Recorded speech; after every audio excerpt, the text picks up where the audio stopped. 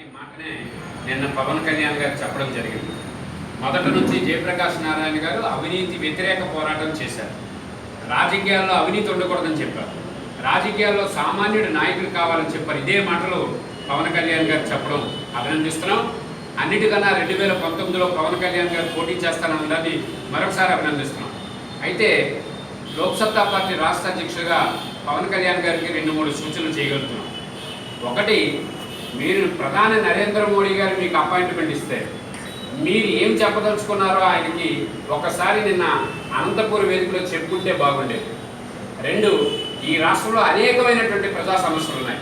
అన్నిటికన్నా 1,20,00,000 మంది అగ్రిగోల్డ్, అక్షయ గోల్డ్, అభయ గోల్డ్, రాగా, సిమ్స్, బొమ్మరిల్లు అనే కంపెనీలతో దాదాపుగా 2 కోట్ల మంది ప్రజలు రోడ్డుపై ఉండిపోతే వాళ్ళ కోసం ఒక్క మాట అయినా మాట్లాడుంటే బాగుండేది పవన్ కళ్యాణ్ గారు.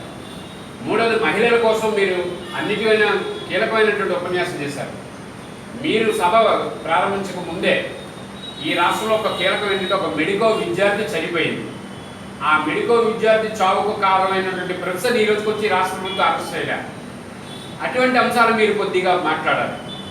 ఈ రాష్ట్రంలో విధానాలు లేకుండా నినాదాలు ఇవ్వటం వల్ల రాజకీయాల్లో మంచి మార్పులు జరుగుతాయని పవన్ కళ్యాణ్ గారు అనుకోవటం కరెక్ట్ కాదు.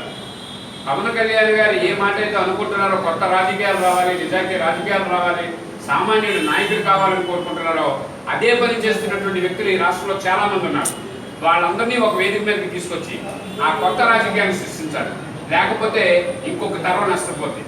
ఎప్పటికైనా పవన్ కళ్యాణ్ గారిని లోక్సత్తా పార్టీ నుంచి మేము కోరుతున్నాం, తక్షణమే మీరు గెస్ట్ ఆర్టిస్ట్లా కాకుండా రియల్ హీరోలాగా ఈ సమస్యలపైన పోరాటానికి మీ కార్యకర్తలను సిద్ధం చేయండి.